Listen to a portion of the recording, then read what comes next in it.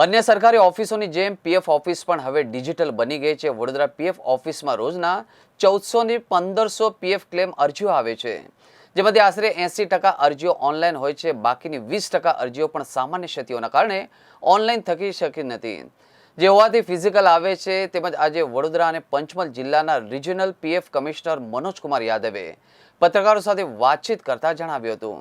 તેમણે ઉમેર્યું કે કોરોના મહામારીમાં માતા પિતા અથવા તો બંનેમાંથી એકનું મૃત્યુ થયું હોય અને તેમના વારસદારોને મૃતકના પીએફ અંગેની જાણકારી ન હોય તેવા કેસ શોધી રહ્યા છે।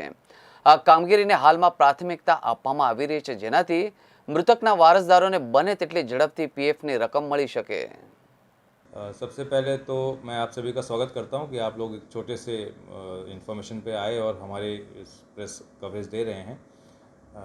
Thank you. मैंने यहाँ पे ज्वाइन किया है कल, और इससे पहले मैं देहरादून और नोएडा के कार्यालयों में रह चुका हूँ और 1998 बैच में ज्वाइन किया है मैंने यूपीएससी के थ्रू।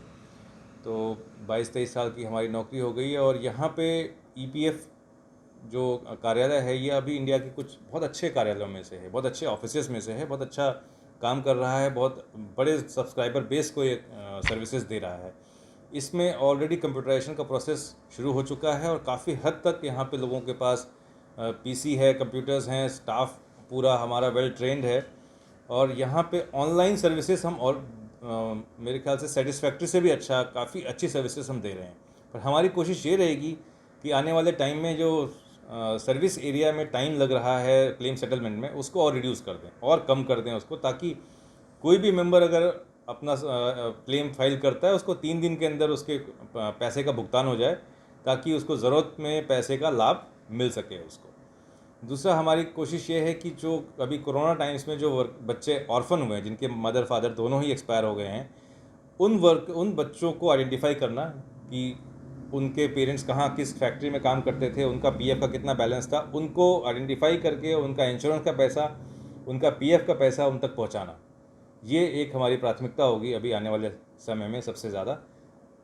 और दूसरी जो प्राथमिकता है वो है आधार नंबर, आधार के डेटाबेस में जो नेम और फादर्स नेम और डेट ऑफ बर्थ है वो, और हमारे पीएफ के डेटाबेस में जो डेटा है ये तीनों फील्ड्स के, उसको मैच कराना। इससे फ़ायदा क्या होगा, ये तीनों डेटा फील्ड मैच कर जाएंगे तो लोगों को ऑनलाइन सुविधाओं का लाभ मिलेगा और उनको हमारा सिस्टम खुद ही प्रोसेस कर देगा क्लेम को। अभी जैसे क्लेम आता है वो ऑनलाइन फाइल करते हैं तो मेरे बाबू के पास आता है, उसकी लॉगिन में वो वहाँ से प्रोसेस करता है उसको। जब ये ऑनलाइन हो जाएगा, सारी चीज़ें मैच कर जाएंगी, तो मैक्सिमम चीज़ें सिस्टम अपने आप प्रोसेस कर देगा। क्लेम को किसी आदमी की ज़रूरत नहीं पड़ेगी, सिस्टम अपने आप उसको क्लेम प्रोसेस कर देगा, पैसा उनको मिल जाएगा। तीसरी प्राथमिकता हमारी होगी, जितने बड़े एम्प्लॉयर्स हैं, बड़ी फैक्ट्रियाँ हैं, उसमें मैन पावर सप्लायर्स हैं। मैन पावर सप्लायर्स के लिए एक प्रिंसिपल एम्प्लॉयर पोर्टल बना हुआ है। इस प्रिंसिपल एम्प्लॉयर पोर्टल में उनको सभी मैन पावर सप्लायर्स को, कॉन्ट्रैक्टर्स को रजिस्टर करना होता है, ताकि पता चल सके कि कौन सी कंपनी में कौन सा कॉन्ट्रैक्टर है और वो अपने वर्कर्स का पैसा भर रहा है, नहीं भर रहा है, कंप्लायंस कर रहा है, नहीं कर रहा है। सिस्टम पे हम चेक कर सकते हैं उसको।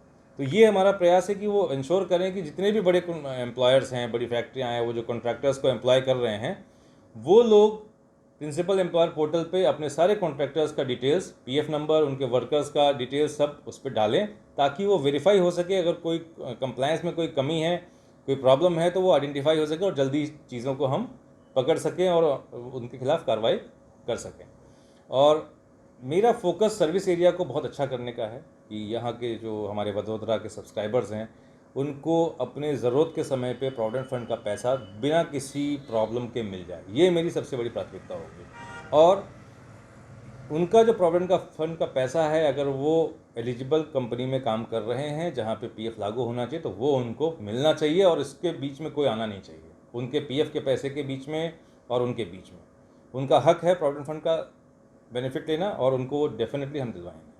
कोई छुटलाव नहीं है, उनको कंपलसरी है।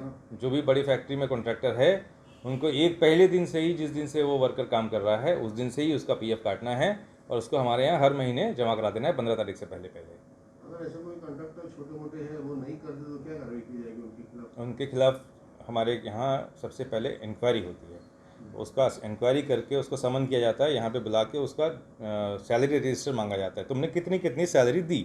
उस सैलरी का 12% एम्प्लॉय शेयर, 12% एम्प्लॉयर का जो हिस्सा होता है वो मिला के उसका असेसमेंट होता है असेसमेंट का ऑर्डर पास होता है। ऑर्डर पास होने का 15 डेज़ का उसको टाइम मिलता है पैसे भरने का। 15 दिन बाद अगर वो पैसा नहीं भरता है तो फिर हमारे यहाँ से उसके खिलाफ रिकवरी की कार्रवाई होती है, जिसमें उसका बैंक अटैचमेंट होता है, उसकी प्रॉपर्टी की अटैचमेंट हो सकती है, उसको अरेस्ट हो सकता है। तो ये तीनों चारों कार्रवाइयाँ इकट्ठी होती हैं, क्योंकि ये जो पैसा वर्कर का है उसने अपनी मेहनत से जो इकट्ठा किया है, इसको कोई भी उसका हक नहीं मार सकता।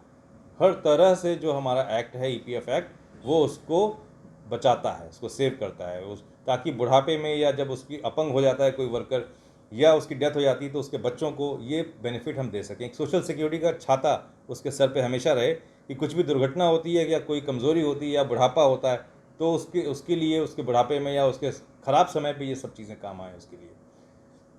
देखिए अभी मैं देहरादून से आ रहा हूँ, तो देहरादून में आप लोगों ने देखा होगा एक दुर्घटना हुई जिसमें डैम टूट गया और कई लोग बह गए थे। तो उसमें 143 लोग बह गए, तो उनका डेथ डिक्लेयर करना होता है। डेथ डिक्लेयर करने के 1 हफ्ते के अंदर हम लोग उनको उनका पेंशन, उनका इंश्योरेंस का पैसा, इंश्योरेंस भी 7 लाख रुपए हो गया आजकल, उनके विडोज़ को वो पैसा पूरा दे रहे हैं और पेंशन दे रहे हैं विडो को भी और 2 बच्चों को 25 साल की उम्र तक, प्लस उनके PF खाते में जो उनका बैलेंस है वो दे रहे हैं। तो कितना बड़ा आप देखिए, कितना बड़ा एक सिक्योरिटी है कि उनका जो घर है वो बर्बाद नहीं होता है। बच्चों का गांव में अगर बच्चे पढ़ रहे हैं तो 4-5 हज़ार रुपये में उनको उनका घर चल जाता है, फ़ीस चली जाती है, खाने पीने को हो जाता है, इंश्योरेंस के पैसे से उनके बाकी ज़रूरतों की पूर्ति हो जाती है और PF का पैसा भी उनको मिल जाता है। तो एक तरह से बहुत बड़ा, एक वर्ल्ड का सबसे बड़ा सोशल सिक्योरिटी ऑर्गेनाइजेशन है। वर्ल्ड में इतना बड़ा ऑर्गेनाइजेशन नहीं है जो किसी की सोशल सिक्योरिटी को देख सके। और ये कॉन्ट्रीब्यूटरी है, 12% एम्प्लॉय की सैलरी से, कामगार की सैलरी से कटता है, 12% मालिक देते हैं। तो ये